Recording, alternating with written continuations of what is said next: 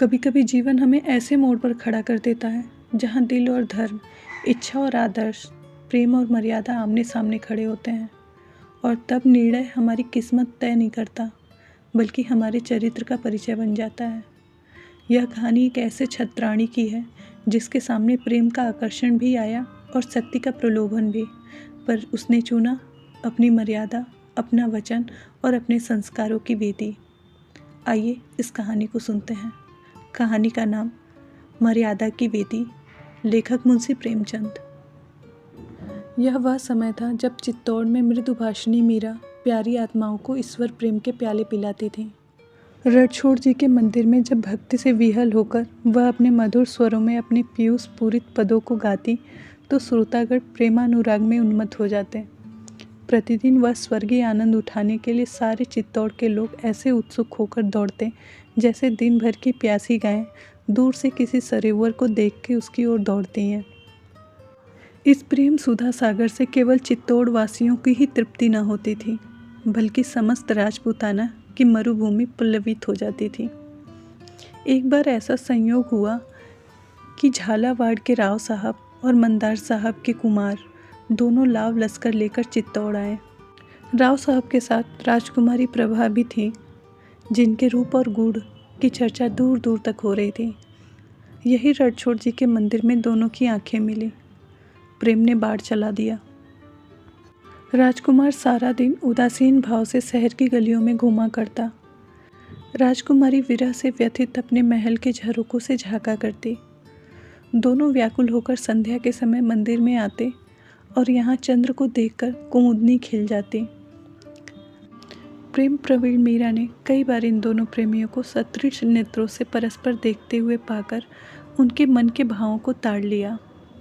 एक दिन कीर्तन के पश्चात जब झालवाड़ा के राव साहब चलने लगे तो उसने मंदार के राजकुमार को बुलाकर उनके सामने खड़ा कर दिया और कहा, राव साहब, मैं प्रभा के लिए वर लाई हूँ, आप इसे स्वीकार कीजिए। प्रभा लज्जा से गड़सी गई। राजकुमार के गुणशील पर राव साहब पहले से ही मोहित हो रहे थे। उन्होंने तुरंत उसे छाती से लगा लिया। उसी अवसर पर चित्तौड़ के राजा भोजराज भी मंदिर में आए।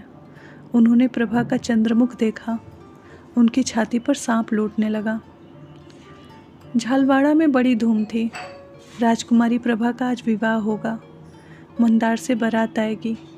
मेहमानों की सेवा सम्मान की तैयारी हो रही थी। दुकानें सजी हुई थीं। नौबत खाने आमोद लाभ से गूंजते थे। सड़कों पर सुगंधी छिड़की जाती थी। अट्टालिका पुष्पलताओं से शोभामान थी। पर जिसके लिए ये सब तैयारियां हो रही थीं, वह अपनी वाटिका में एक वृक्ष के नीचे उदास बैठी हुई रो रही थी। रानीवास में डोमनियां आनंदोत्सव मना रही थीं। कहीं सुंदरियों के हाव भाव थे, कहीं आभूषणों की चमक धमक, कहीं हास परिहास और बहार। नाइन बात बात पर तेज होती थी। मालिन गर्व से फूली न समाती थी। धोबिन आंखें दिखाती थी। कुम्हारिन मटके के सदृश से फूली हुई थी। मंडप के नीचे पुरोहित जी बात बात पर सुवर्ण मुद्राओं के लिए ठुनकते थे। रानी सिर के बाल खोले भूखी प्यासी चारों ओर दौड़ती थी। सबकी बौछारें सहती थी और अपने भाग्य को सराहती थी। दिल खोल कर हीरे जवाहिर लुटा रही थी। आज प्रभा का विवाह है। बड़े भाग्य से ऐसी बातें सुनने में आती हैं। सब अपने अपने धुन में मस्त हैं। किसी को प्रभा की फिक्र ही नहीं है, जो आज वृक्ष के नीचे अकेले बैठी रो रही है। एक रमणीन ने नाइन से कहा, बहुत बढ़ कर बातें कर रही है। कुछ राजकुमारी की भी ध्यान है या नहीं? चलकर उनके बाल गूंथ दे। नाइन ने दांतों तले जीभ दबाई। दोनों प्रभा को ढूंढती हुई बाग में पहुंची। प्रभा उन्हें देखते ही आंसू पोंछने लगी। नाइन मोतियों से मांग भरने लगी और प्रभा सिर नीचे किए आंखों से मोती बरसाने लगी। रमणी ने सजल नेत्र होकर कहा, बहन, दिल छोटा मत करो। मुंह मांगी मुराद पाकर इतनी उदासी क्यों होती है? प्रभा ने सहेली की ओर देखकर कहा, बहन, ना जाने क्यों दिल बैठा जाता है।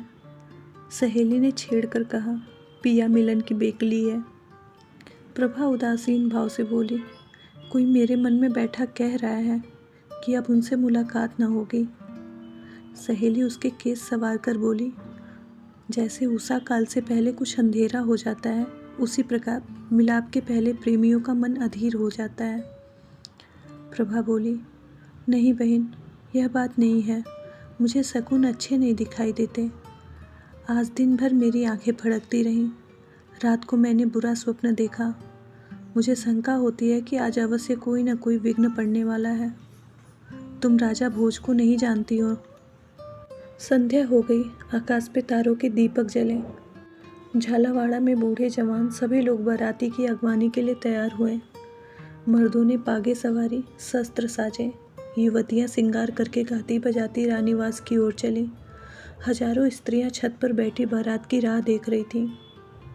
अचानक शोर मचा कि बाराती आ गए। लोग संभर कर बैठे। नगाड़ों पे चोटें पड़ने लगी। सभी सलामियां दागने लगे। जवानों ने घोड़ों की एड़ लगाई। एक क्षण में सवारों की एक सेना राजभवन के सामने आकर खड़ी हो गई। लोगों को देखकर बड़ा आश्चर्य हुआ, क्योंकि यह मंदार की बारात नहीं थी, बल्कि राणा भोजराज की सेना थी। झालावाड़े अभी विस्मित खड़े थे, कुछ निश्चय न कर सकते थे कि क्या करना चाहिए। इतने में चित्तौड़ वालों ने राजभवन को घेर लिया। तब झालवाड़ी भी सचेत हुए, संभल कर तलवारें खींच ली और आक्रमणकारियों पर टूट पड़े। राजा महल में घुस गया। रानीवास में भगदड़ मच गई। प्रभा 16 श्रृंगार किए सहेलियों के साथ बैठी थी। यह हलचल देखकर घबरा गई। इतने में राव साहब हाँफते हुए आए और बोले, बेटी प्रभा, राणा भोजराज ने हमारे महल को घेर लिया है। तुम चटपट ऊपर चली जाओ और द्वार अंदर से बंद कर लो। अगर हम क्षत्रिय हैं तो चित्तौड़ी को यहाँ से जीता न जाने देंगे।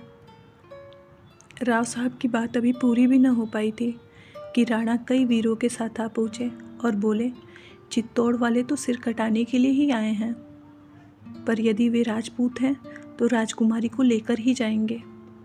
वृद्ध राव साहब की आंखों में ज्वाला निकलने लगी। वे तलवार खींचकर राणा पर झपटे। उन्होंने वार बचा लिया और प्रभा से कहा, राजकुमारी हमारे साथ चलेगी। प्रभा सिर झुकाए राणा के सामने आकर बोली, हाँ चलूँगी। राव साहब को कई आदमियों ने पकड़ लिया था। वे तड़प कर बोले, प्रभा, तू राजपूत की कन्या है। प्रभा की आंखें सजल हो गई। बोली, राणा भी तो राजपूतों के कुल तिलक हैं। राव साहब ने क्रोध में आकर कहा, निर्लज्जा। कटार के नीचे पड़ा हुआ बलिदान का पशु जैसी दिन दृष्टि से देखता है, उसी भांति प्रभा ने राव साहब की ओर देखकर कहा, जिस झालवाड़ा की गोद में मैं पली हूँ उसे कैसे रक्त से रंगवा दूँ। राव साहब ने क्रोध से काँप कर कहा, क्षत्रियों को रक्त से इतना प्यार नहीं होता। मर्यादा पर प्राण देना उनका धर्म है। तब प्रभा की आंखें लाल हो गईं, चेहरा तमतमा गया। बोली, राजपूत कन्या अपने सतीत्व की रक्षा आप कर सकती है, इसके लिए रुधिर प्रवाह की आवश्यकता नहीं है। पल भर में राणा ने प्रभा को गोद में उठा लिया और बिजली की तरह झपटकर बाहर निकले। उन्होंने उसे घोड़े पर बिठा लिया और आप सवार हो गए और घोड़े को उड़ा दिया। अन्य चित्तौड़ियों ने भी घोड़ों की बागें मोड़ दी। उनके 100 जवान भूमि पर पड़े तड़प रहे थे, पर किसी ने तलवार न उठाई थी। रात को 10 बजे मंदार वाले भी पहुँचे, मगर यह शोक समाचार पाते ही लौट गए। मंदार कुमार निराशा से अचेत हो गया। जैसे रात को नदी का किनारा सुनसान हो जाता है, उसी तरह सारी रात झलवाड़ा का सन्नाटा छाया रहा। चित्तौड़ के रंग महल में प्रभा उदास बैठी सामने की सुंदर पौधों की पत्तियां गिन रही थी। संध्या का समय था। रंग बिरंगे पक्षी वृक्षों पे बैठे करलव कर रहे थे। इतने में राणा ने कमरे में प्रवेश किया। प्रभा उठकर खड़ी हो गई। राणा बोले, प्रभा, मैं तुम्हारा अपराधी हूँ। मैं बलपूर्वक तुम्हें माता पिता की गोद से छीन कर लाया, पर यदि तुमसे कहूँ कि यह सब तुम्हारे प्रेम की वजह से हुआ है तो तुम मन में हंसोगी और कहोगी कि यह निराले अनूठे ढंग की प्रीति है, पर वास्तव में यही बात है। जब से मैंने रणछोड़ जी के मंदिर में तुमको देखा, तब से एक क्षण भी ऐसा नहीं बीता कि मैं तुम्हारी सुधि से विकल ना हो जाऊं। तुम्हें अपनाने का अन्य कोई उपाय होता तो मैं कदापि इस पाशविक ढंग का काम न करता। मैंने राय साहब की सेवा में बारंबार संदेशे भेजे, पर उन्होंने हमेशा मेरी उपेक्षा की। अंत में जब तुम्हारे विवाह की अवधि आ गई और मैंने देखा कि एक ही दिन में तुम दूसरे की प्रेम पात्री हो जाओगी और तुम्हारा ध्यान करना भी मेरी आत्मा को दूषित करेगा, तो लाचार होकर मुझे यह अनीति करनी पड़ी। मैं मानता हूँ कि यह सर्वथा मेरी स्वार्थांधता है। मैंने अपने प्रेम के सामने तुम्हारे मनोगत भावों को कुछ नहीं समझा, पर प्रेम स्वयं एक बढ़ी हुई स्वार्थपरता है। इसमें मनुष्य को अपने प्रीतम के सिवा कुछ नहीं सूझता। मुझे पूरा विश्वास था कि मैं अपने विनीत भाव और प्रेम से तुमको अपना बना लूँगा। प्रभा, प्यास से मरता हुआ मनुष्य यदि किसी गड्ढे में मुंह डाल दे तो वह दंड का भागी नहीं है। मैं प्रेम का प्यासा हूँ। मीरा मेरी सहधर्मिणी है। उसका हृदय प्रेम का अखाध सागर है। उसका एक चुल्लू भी मुझे उन्मत्त करने के लिए काफ़ी था, पर जिस हृदय में ईश्वर का वास हो वहाँ मेरे लिए स्थान कहाँ। तुम शायद कहोगे कि यदि तुम्हारे सिर पर प्रेम का भूत सवार था तो क्या सारे राजपूताने में स्त्रियां न थीं? निसंदेह राजपूताने में सुंदरता का अभाव नहीं है। न चित्तौड़ अधिपति को किसी ओर से विवाह की बातचीत करने से अनादर का कारण हो सकता है, पर इसका जवाब तुम आप ही हो। इसका दोष तुम्हारे ही ऊपर है। राजस्थान में एक ही चित्तौड़ है, एक ही राणा है और एक ही प्रभा। संभव है मेरे भाग्य में प्रेमानंद भोगना न लिखा हो, पर मैं अपने कर्म लेख को मिटाने का थोड़ा सा प्रयत्न कर रहा हूँ। परंतु भाग्य के अधीन बैठे रहना मनुष्यों का काम नहीं है। मुझे इसमें सफलता होगी या नहीं, इसका फैसला तुम्हारे हाथ है। प्रभा की आंखें जमीन की तरफ थी और मन फुदकने वाली चिड़िया की भांति इधर उधर उड़ता फिरता था। वह झालवाड़ा को मारकाट से बचाने के लिए राणा के साथ आई थी, मगर राणा के प्रति उसके हृदय में क्रोध की तरंगें उठ रही थी। उसने सोचा था वे यहाँ आएंगे तो उन्हें राजपूत कुल कलंक, अन्यायी, दुराचारी, दुरात्मा, कायर यह वचन कह के उनका गर्व चूर चूर कर दूंगी। उसको विश्वास था कि यह अपमान उनसे सहा न जाएगा और वे बलात् मुझे काबू में लाना चाहेंगे। इस अंतिम समय के लिए उसने अपने हृदय को खूब मजबूत कर लिया था। उसने निश्चय कर लिया था कि इसका एक वार उन पर होगा, दूसरा उनके कलेजे पर, और इस प्रकार पापकांड समाप्त हो जाएगा। लेकिन राणा की नम्रता, उनकी करुणात्मक विवेचना और उनके विनीत भाव ने प्रभा को शांत कर दिया। आग पानी से बुझ जाती है। राणा कुछ देर वहाँ बैठे रहे, फिर उठकर चल दिए। प्रभा को चित्तौड़ में रहते 2 महीने गुजर चुके हैं। राजा उसके पास फिर ना आए। इस बीच उनके विचारों में कुछ अंतर हो गया। झालावाड़ पर आक्रमण होने से पहले मीराबाई को इसकी बिल्कुल खबर न थी। राणा ने इस प्रस्ताव को गुप्त रखा था, किंतु अब मीराबाई प्रायः उन्हें इस दुराग्रह पर लज्जित किया करती हैं। धीरे धीरे राणा को भी विश्वास होने लगा कि प्रभा इस तरह काबू में नहीं आ सकती। उन्होंने उसके सुख विलास की सामग्री एकत्र करने में कोई कसर न छोड़ी थी, लेकिन प्रभा उनकी तरफ आंख उठाकर देखती भी नहीं। राणा प्रभा की लौड़ियों से नित्य समाचार पूछा करते और उन्हें रोज वही निराशापूर्ण वृतांत सुनाया जाता। मुरझाई हुई कली किसी भांति नहीं खिल सकती। अतएव उनको कभी कभी अपने इस दुस्साहस पर पश्चाताप होता था। वे पछताते हैं कि मैंने व्यर्थ ही यह अन्याय किया। लेकिन फिर प्रभा का अनुपम सौंदर्य नेत्रों के सामने आ जाता। वह अपने मन को इस विचार से समझा लेते कि एक संगर्वा सुंदरी को इतनी जल्दी पराजित नहीं किया जा सकता। निसंदेह मेरा मृदु व्यवहार कभी न कभी अपना प्रभाव दिखलाएगा। प्रभा सारे दिन अकेली बैठी उकताती और झुलसती थी। उसके विनोद के निमित्त कई गाने वाली स्त्रियां नियुक्त थीं, किंतु राग रंग से उसकी अरुचि हो गई थी। वह प्रतिक्षण चिंताओं में डूबी रहती। राणा के नम्र भाषण का प्रभाव अब मिट चुका था और उसकी अमानुषिक वृत्ति फिर अपने यथार्थ रूप में दिखाई देने लगी थी।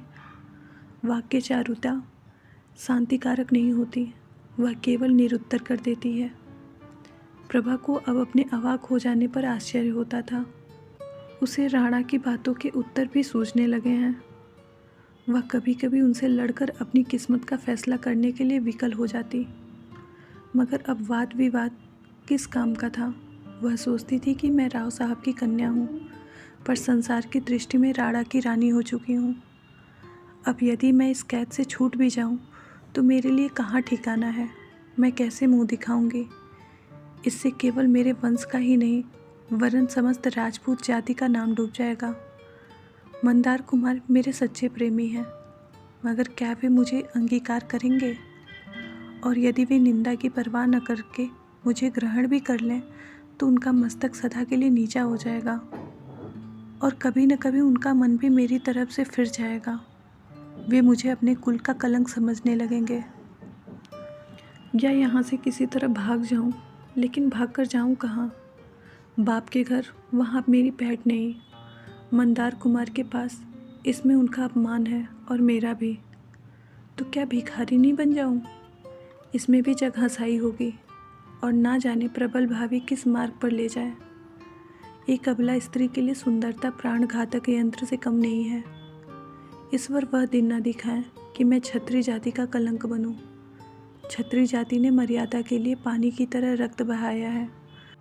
उनकी हजारों देवियां पर पुरुष का मुंह देखने के भय से सूखी लकड़ी के समान जलकर मर गईं।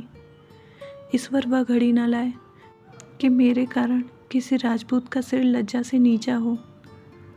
नहीं, मैं इसी कैद में मर जाऊंगी। राणा के अन्याय सहूंगी, जलूंगी मरूंगी, पर इसी घर में। विवाह जिससे होना था हो चुका। हृदय में उसकी उपासना करूंगी, पर कंठ के बाहर उसका नाम न निकालूंगी। एक दिन झुंझलाकर उसने राणा को बुला भेजा। वे आए। उनका चेहरा उतरा था। वे कुछ चिंतित से थे। प्रभा कुछ कहना चाहती थी, पर उनकी सूरत देखकर उन्हें उन पर दया आ गई। उन्होंने उसे बात करने का अवसर न देकर स्वयं कहना शुरू कर दिया। प्रभा, तुमने आज मुझे बुलाया है, यह मेरा सौभाग्य है। तुमने मेरी सुधि तो ली, मगर यह मत कहो कि मैं मृदुवाणी सुनने की आशा लेकर आया हूँ। मैं यह जानता हूँ जिसके लिए तुमने मुझे बुलाया है। यह लो, तुम्हारा अपराधी तुम्हारे सामने खड़ा है। उसे जो दंड देना चाहो दो। मुझे अब तक यहाँ आने का साहस न हुआ, इसका कारण यही दंड भय था। तुम छत्राणी हो और छत्राणियाँ क्षमा करना नहीं जानती। झालवाड़ में जब तुम मेरे साथ आने पर स्वयं उद्दंड हो गई तो मैंने उसी क्षण तुम्हारा जौहर परख लिया। मुझे मालूम हो गया कि तुम्हारा हृदय बल और विश्वास से भरा हुआ है। उसे काबू में लाना सहज नहीं है। तुम नहीं जानती कि यह 1 मास मैंने किस तरह काटा है। तड़प तड़प कर मर रहा हूँ। जिस तरह शिकारी बिखरी हुई सिंघनी के सम्मुख जाने से डरता है, वही दशा मेरा है। मैं कई बार आया, यहाँ तुमको उदास त्योरियाँ चढ़ाए बैठे देखा। मुझे अंदर पैर रखने का साहस न हुआ, मगर आज मैं बिन बुलाया मेहमान नहीं हूँ। तुमने मुझे बुलाया है और तुम्हें अपने मेहमान का स्वागत करना चाहिए। संसार में शत्रु का आदर मित्रों से भी अधिक किया जाता है। प्रभा, एक क्षण के लिए क्रोध को शांत करो और मेरे अपराधों पर विचार करो। तुम मेरे ऊपर यही दोषारोपण कर सकती हो कि मैं तुम्हारे माता पिता की गोद से तुम्हें छीन लाया। तुम जानती हो, श्री कृष्ण भगवान रुक्मिणी को हर के लाए थे। राजपूतों में यह कोई नई बात नहीं है। तुम कहोगी इससे झालावाड़ वालों का अपमान हुआ, पर ऐसा कहना कदापि ठीक नहीं है। झालावाड़ वालों ने वही किया जो मर्दों का धर्म था। उनका पुरुषार्थ देखकर हम चकित हो गए। यदि वे कृतकार्य नहीं हुए होते तो उनका दोष नहीं। वीरों की सदैव जीत नहीं होती। हम इसलिए सफल हुए कि हमारी संख्या अधिक थी और इस काम के लिए हम तैयार होके गए थे। वे निशंक थे, इसीलिए उनकी हार हुई। यदि हम वहाँ से शीघ्र प्राण बचाकर न भाग आते तो हमारी गति वही होती जो राव साहब ने कही थी। एक भी चित्तौड़ी न बचता। लेकिन ईश्वर के लिए यह मत सोचो कि मैं अपने अपराध के दूषण को मिटाना चाहता हूँ। नहीं, मुझसे अपराध हुआ है और मैं हृदय से उस पर लज्जित हूँ। पर अब जो कुछ होना था हो चुका। अब इस बिगड़े हुए खेल को मैं तुम्हारे ऊपर छोड़ता हूँ। यदि मुझे तुम्हारे हृदय में कोई स्थान मिले तो मैं इसे स्वर्ग समझूंगा। डूबते हुए को तिनके का सहारा भी बहुत है। क्या यह संभव है? प्रभा बोली, नहीं। राणा, झालवाड़ जाना चाहती हो? प्रभा, नहीं। राणा, मंदार के राजकुमार के पास भेज दूं? प्रभा, कदापि नहीं। राणा, लेकिन मुझसे यह तुम्हारा कूड़ना नहीं देखा जाता। प्रभा, अब आपको इस कष्ट से शीघ्र ही मुक्ति मिल जाएगी। राणा ने भयभीत दृष्टि से देखकर कहा, जैसी तुम्हारी इच्छा। और वो वहाँ से उठकर चले गए। 10 बजे रात का समय था। रणछोड़ जी के मंदिर में कीर्तन समाप्त हो चुका था और वैष्णव साधु बैठे प्रसाद पा रहे थे। मीरा स्वयं हाथ से थाल ला लाकर उनके आगे रखती थी। साधुओं के आदर सत्कार में उस देवी को आत्मिक आनंद प्राप्त होता था। साधुगण जिस प्रेम से भोजन करते थे, उससे यह शंका होती थी कि कहीं स्वादपूर्ण वस्तुओं में कहीं भक्ति भजन से अधिक सुख तो नहीं है।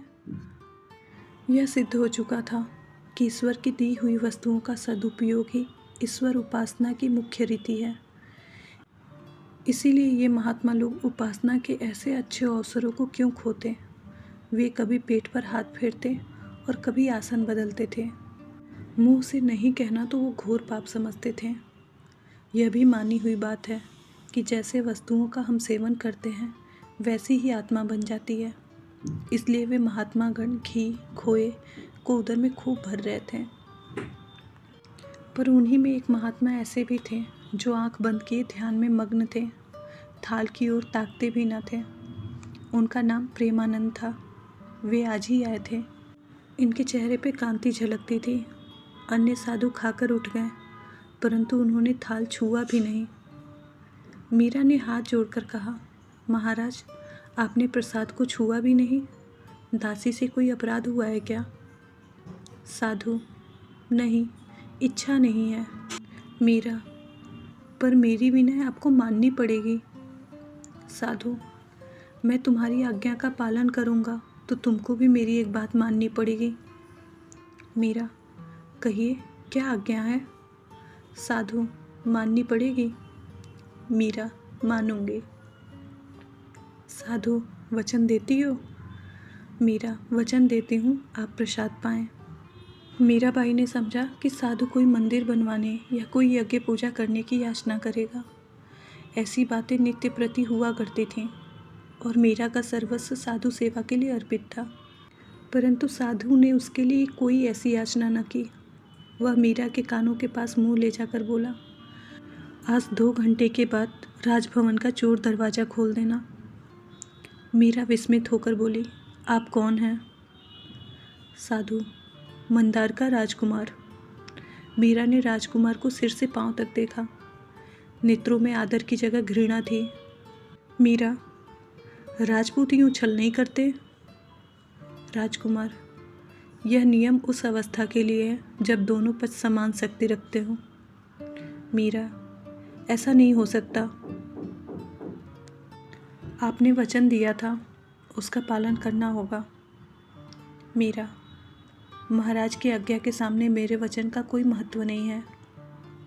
राजकुमार, मैं कुछ नहीं जानता। यदि आपको अपने वचन की कुछ मर्यादा रखनी है तो उसे पूरा कीजिएगा। मीरा सोच में पड़ गई, फिर बोली, महल में जाकर क्या करोगे? राजकुमार, नई रानी से 2-4 बातें। मीरा चिंता में विलीन हो गई। एक तरफ राणा की कड़ी आज्ञा थी और दूसरी तरफ अपना वचन, उसका पालन करने का परिणाम। कितनी ही पौराणिक घटनाएं उनके सामने आ रही थीं। दशरथ ने वचन पालने के लिए अपने प्रिय पुत्र को वनवास दे दिया। मैं वचन दे चुके हूँ, उसे पूरा करना मेरा परम धर्म है। लेकिन पति की आज्ञा कैसे तोड़ूं? यदि कोई उनकी आज्ञा के विरुद्ध करती हूँ तो लोक और परलोक दोनों बिगड़ते हैं। क्यों ना उनसे स्पष्ट कह दूं? क्या वे मेरी यह प्रार्थना स्वीकार न करेंगे? मैंने आज तक उनसे कुछ नहीं मांगा, आज उनसे यह दान मांगूंगी। क्या वे मेरे वचन की मर्यादा की रक्षा न करेंगे? उनका हृदय कितना विशाल है। निसंदेह वे मुझ पर वचन तोड़ने का दोष न लगाने देंगे। इस तरह मन में निश्चय करके वह बोली, कब खोल दूं? राजकुमार ने उछलकर कहा, आधी रात को? मीरा, मैं स्वयं तुम्हारे साथ चलूँगी। राजकुमार, क्यों?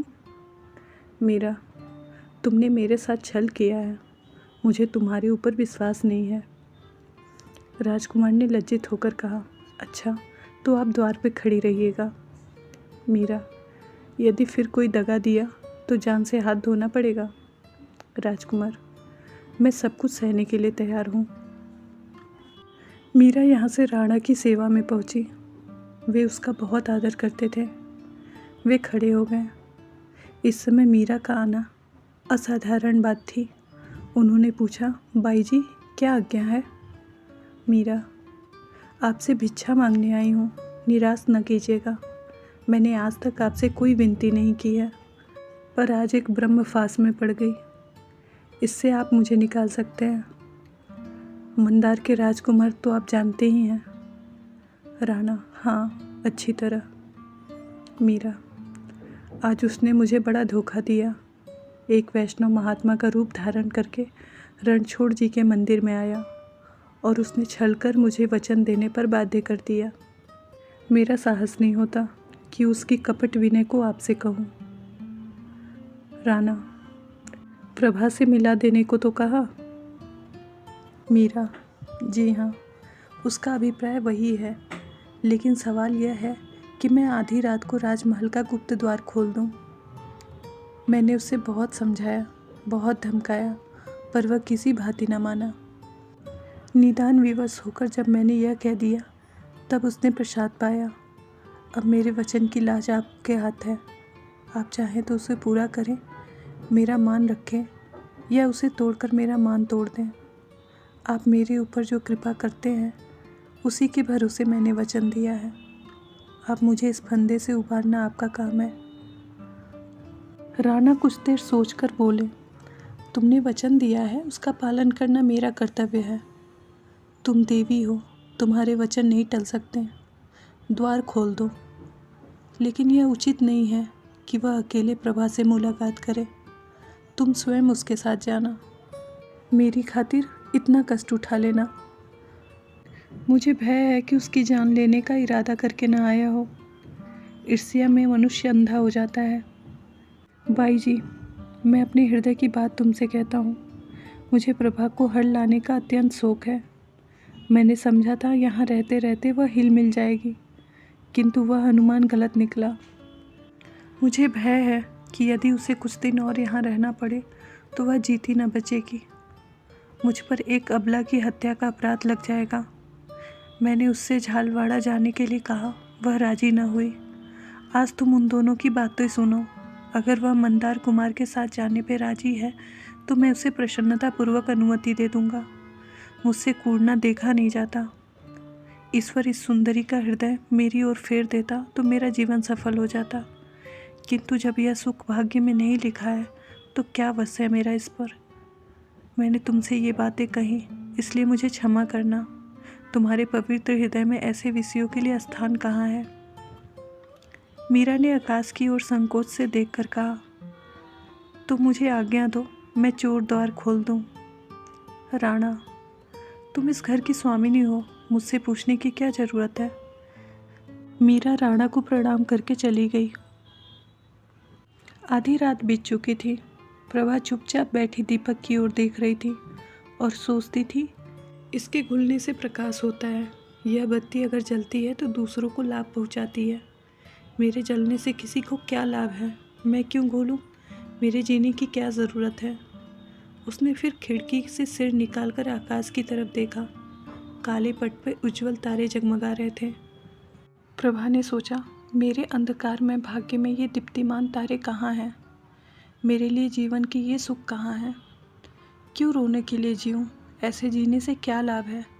और जीने में उपहास भी है। मेरे मन का हाल कौन जानता है? संसार मेरी निंदा करता होगा। झालवाड़ में स्त्रियां मेरे मृत्यु के शुभ समाचार सुनने की प्रतीक्षा कर रही होंगी। मेरी प्रिय माता लज्जा से आंखें न उठा सकती होंगी, लेकिन जिस समय मेरे मरने की खबर मिलेगी, गर्व से उनका मस्तक ऊंचा हो जाएगा। यह बेहयाई का जीना है। ऐसे जीने से मरना कहीं उत्तम है। प्रभा ने तकिए के नीचे से एक चमकती हुई कटार निकाली उसके हाथ काँप रहे थे। उसने कटार की तरफ आंखें जमाई, हृदय को उसके अभिवादन के लिए मजबूत किया। हाथ उठाया, किंतु हाथ न उठा। आत्मा दृढ़ न थी।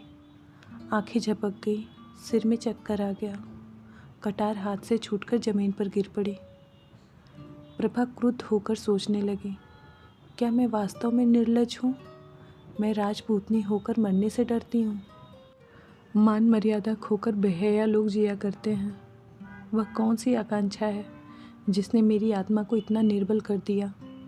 क्या राणा की मीठी मीठी बातें, राणा मेरे शत्रु हैं? उन्होंने मुझे शत्रु समझ रखा है, जिसे फंसाने के पश्चात हम पिंजरे में बंद करके सहलाते हैं।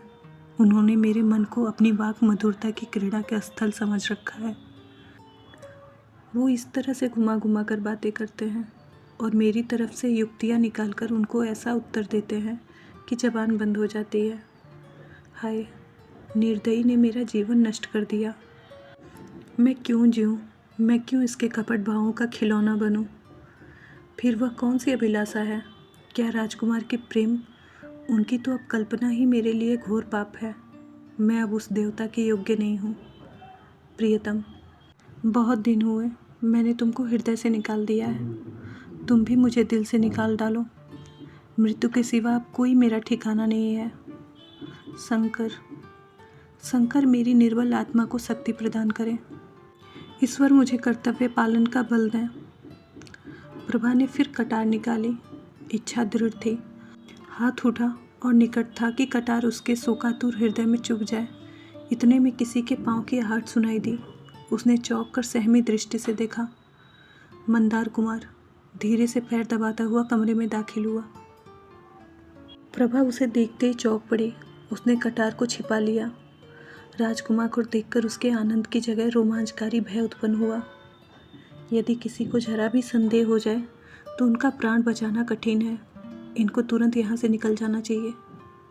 यदि इन्हें बातें करने का अवसर दूँ तो विलंब होगा। फिर ये अवश्य ही फंस जाएंगे। राणा इन्हें कदापि न छोड़ेंगे।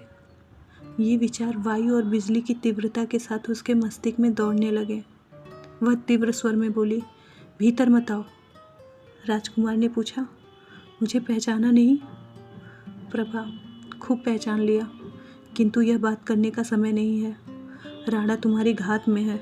अभी यहाँ से चले जाओ। राजकुमार ने एक और पग आगे बढ़ाया और निर्भीकता से कहा, प्रभा, तुम मुझे निष्ठुर कहती हो? प्रभा ने धमका कर कहा, तुम यहाँ ठहरोगे तो मैं शोर मचा दूंगी। राजकुमार ने उदंडता से उत्तर दिया, मुझे इसका भय नहीं है। मैं अपनी जान हथेली पर रख के आया हूँ। आज दोनों में से किसी एक का अंत हो जाएगा। या तो राणा रहेगा या तो मैं। तुम मेरे साथ चलोगी? प्रभा ने दृढ़ता से कहा, नहीं। राजकुमार ने व्यंग भाव से बोला, क्यों? क्या चित्तौड़ की जलवायु पसंद आ गई है? प्रभा ने राजकुमार की ओर तिरस्कृत नेत्रों से देखकर कहा, संसार में अपनी सब आशाएं पूरी नहीं होती। जिस तरह यहाँ मैं अपना जीवन काट रही हूँ वह मैं ही जानती हूँ, किंतु लोक निंदा भी कोई चीज़ है। संसार की दृष्टि में मैं चित्तौड़ की रानी हो चुकी हूँ।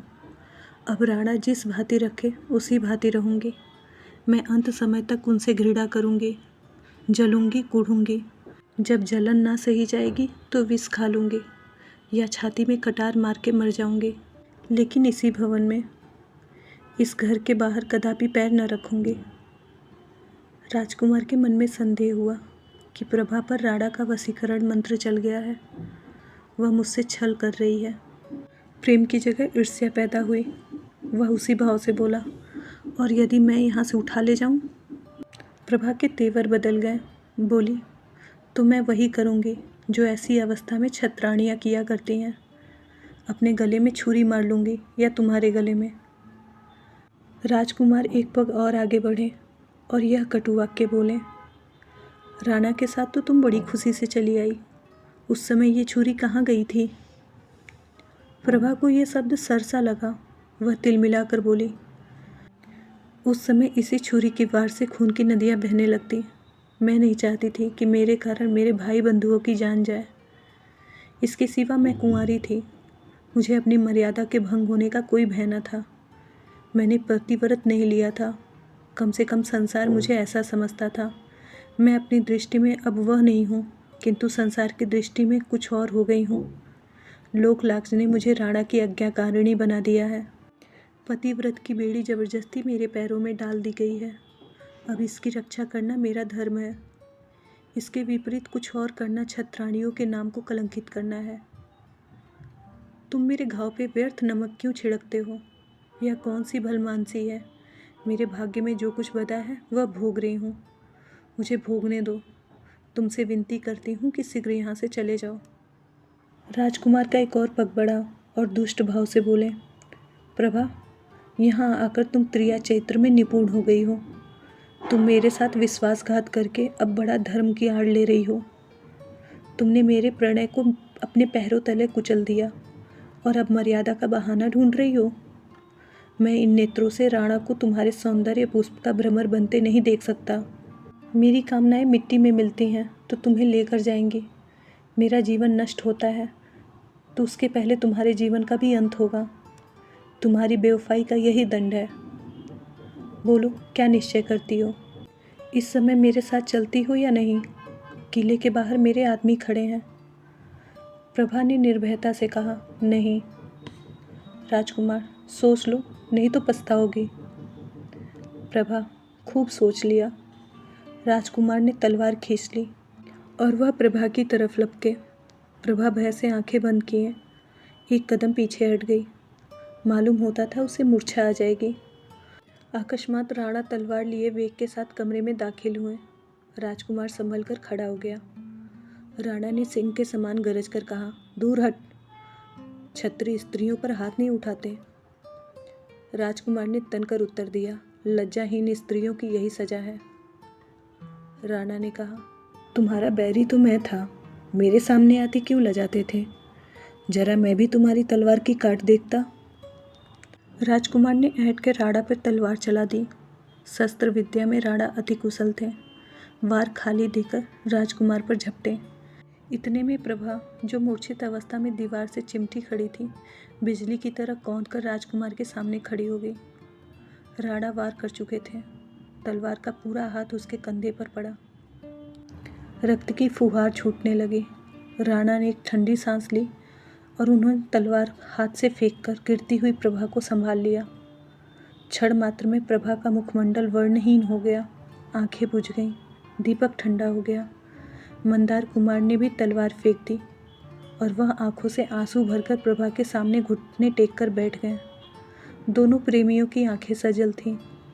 पतंगे बुझे हुए दीपक पर जान दे रहे थे। प्रेम के रहस्य निराले हैं। अभी एक क्षण हुआ, राजकुमार प्रभा पर तलवार लेकर झपटा था। प्रभा किसी प्रकार उसके साथ चलने को राजी न थी। लज्जा का भय, धर्म की बेड़ी, कर्तव्य की दीवार रास्ता रोक के खड़ी थी, परंतु उसे तलवार के सामने देखकर उसने उस पर अपना प्राण अर्पण कर दिया। प्रीति की प्रथा निभा दी, लेकिन अपने वचन के अनुसार उसी घर में। हाँ, प्रेम के रहस्य निराले हैं। अभी एक क्षण पहले राजकुमार प्रभा पर तलवार लेकर झपटा था। उसके खून का प्यासा था।